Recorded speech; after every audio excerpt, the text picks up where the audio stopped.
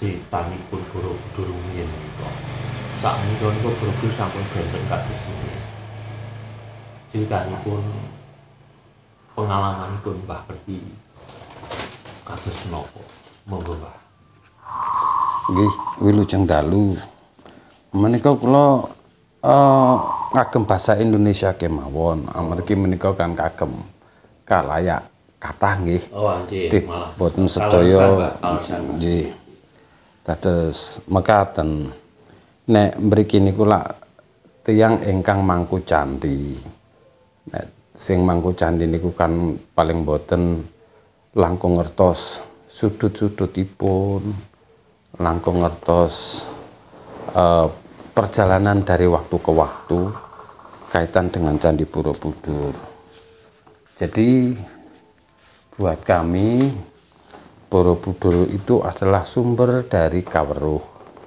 Ya, kalau kita bicara Kaweruh itu kan artinya kita bisa melihat Borobudur dari sisi Kaweruh yang apa.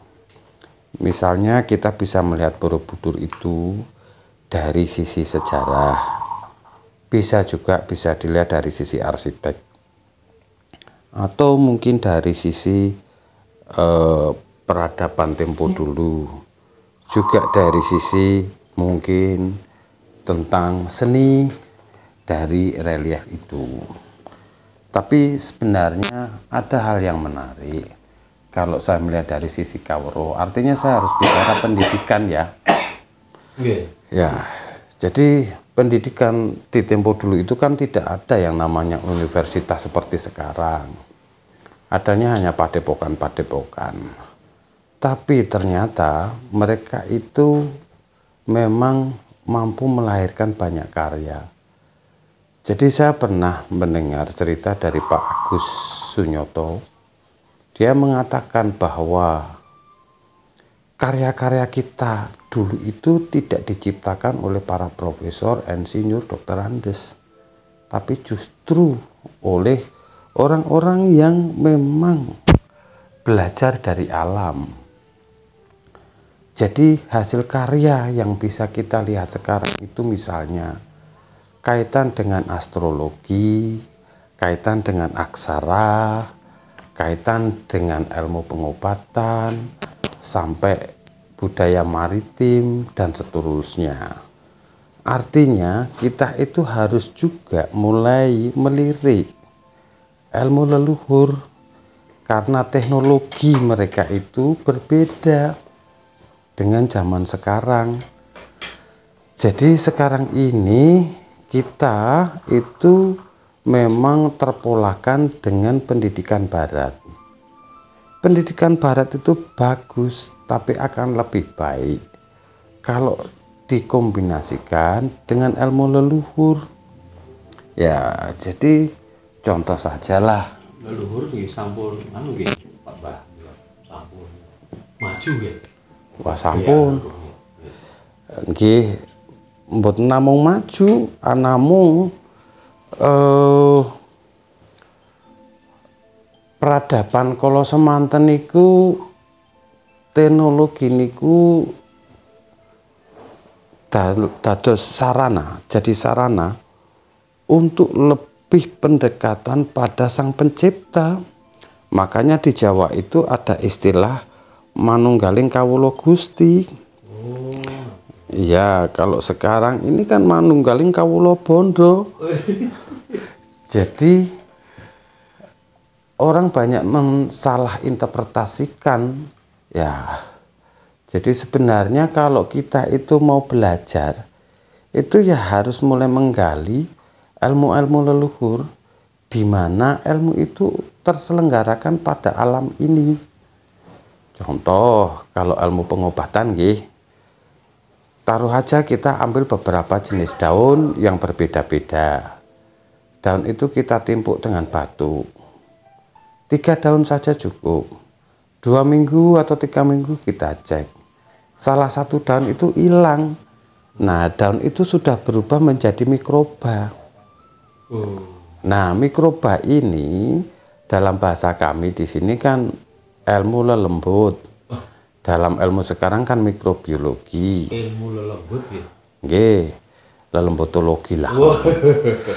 Istilah ilmu lelembutologi, logi niku ilmu tentang lelembut. Sing cilik niku napa karepe? Nggih, sing mboten ketingal menika. Anamung niku migunani sanget kawruh kesehatan nggih. Dados magayutan kalian kesehatan niku penting amargi pripun? Rogo tubuh kita itu terbuat dari alam. Ya, jadi sebenarnya yang mengobati kita itu alam.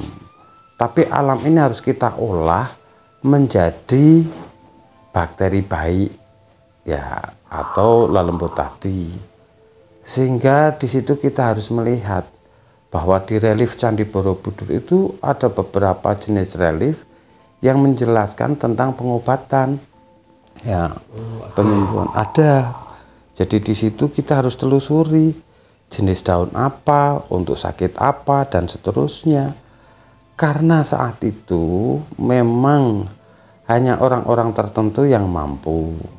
Ya, tapi itu akhirnya melebar menjadi sebuah budaya. Dan kita jangan sampai kehilangan budaya pengobatan tradisional. Ya, karena pengobatan tradisional ini belum tentu ya kalah hebat dengan pengobatan barat. Misalnya beginilah, obat yang kita konsumsi itu kan kebanyakan kimia sintetik, padahal alam kita menyediakan kimia organik. Jadi mari kita kembangkan kimia organik. Jadi kita butuh sekali ya dari dinas kesehatan atau universitas kesehatan yang mulai melirik ke sana. Ya, jadi jangan sampai itu ditinggalkan.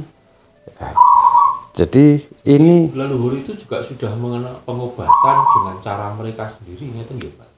Nggih. Terus nek teng kampung-kampung niku lare panas nggih. Pripun carane golek godhong dadap srep. Nggih, mengkaten. Itu semua ada di relief Borobudur ya? Wonten sedaya, sampai ibaratnya urut pijat, sampai ibarate kaitan dengan budaya minyak barang nggih sampun wonten. Nggih. Minyak yang dari leluhur kita ada. Wonten. Nggih, dados macam-macam niku kedah digali kembali. Nggih. Dados sakjatosipun sebenarnya ya kita jangan sampai kehilangan ilmu leluhur. Ya, jadi kalau kita datang ke Borobudur, cobalah dapatkan inspirasi ya untuk bisa menggali ilmu leluhur. Ya, jangan sampai datang hanya foto-foto kemawon, tapi juga bagaimana kita melihat detail, terus pesan apa yang ada dari Candi Borobudur ke pengunjung-pengunjung ini atau ke kita, supaya apa, ilmu itu tidak hilang, tapi ilmu itu akan memperkaya khasanah, dikembangkan. Nggih. Dengan cara-cara leluhur seperti itu. Nggih.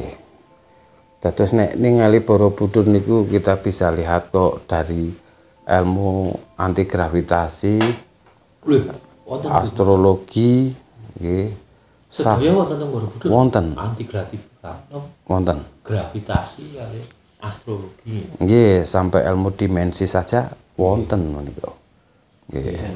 Mungkin ingkang astrologi mungkin lain waktu saja, Mbak. Jadi ini ceritanya tentang pengobatan tadi, Mbak. Masih belum. Kira-kira kados sing godhong dugi lemah ditunggu seminggu sampun ical barang niku dados mau bakteri positif nang ngono. Nggih. Dados dikembangkan leluhur Borobudur kagem pengobatan. Nggih, dados godhong niku kan kathah sanget. Contoh mawon misalnya godhong ingkang urupinipun itu merah tua, biasanya niku mengandung unsur yang bisa menyembuhkan. Nek namine biologi itu ada antisionin atau ke daun yang bergerigi itu juga punya sifat menyembuhkan. Jadi ada banyak, okay? Ya kalau itu kita kembangkan, saya yakin kok masyarakat kita pasti akan umur panjang dan sehat selalu. Ya, dan kita juga harus menjaga tanaman-tanaman itu supaya tetap terjaga. Karena apa? Generasi muda sekarang itu sudah jauh dari bahasa saya, tanaman itu kan saudara tua kita. Ya, sebelum kita ada itu kan sudah ada tanaman dulu. Jadi itu kan saudara tua kita. Sekarang coba anak-anak muda kita tanya salah satu tanaman saja yang sederhana. Katakan aja lah beluntas. Mereka sudah tidak tahu. Luntas. Nggih. Sukun mereka juga nggak tahu. Ya, apalagi sampai pohon duet ataupun katakan saja pohon manggis mereka nggak tahu. Jadi ini PR untuk orang-orang tua supaya kembali memperkenalkan anak-anaknya pada alam ini supaya mereka tetap terhubung dengan alam. Ya. Jadi terhubung itu ya antara pesan-pesan pengen relek Borobudur kalian pada generasi muda. Niku pripun? Anten hubungannya mboten, Pak? Nggih, wonten to nggih. Dados sakjane raga awake dhewe niku namung kontrak. Mengke kan dikembalikan ke alam malih. Dados jangan sampai lah kita itu tidak mengenal alam. Dados ibaratnya nek tiyang lelaku niku kita itu harus selalu menjaga alam, selalu terhubung dengan alam. Supados suatu hari kalau kita itu tiba waktunya itu kita tidak menjadi layangan pedot. Nek layangan pedot itu kan pasti jatuhnya tak terarah, pasti rusak kondisinya. Tapi kalau kita itu selalu menjaga alam, terhubung dengan alam, itu otomatis layang-layang ini pasti jatuhnya terarah dan tidak rusak. Ya, jadi semakin kita itu mendalami kaitan dengan alam, kita mengenal si daun, itu akhirnya kita tahu bahwa daun itu juga energi dan itu punya pola yang namanya mandala juga.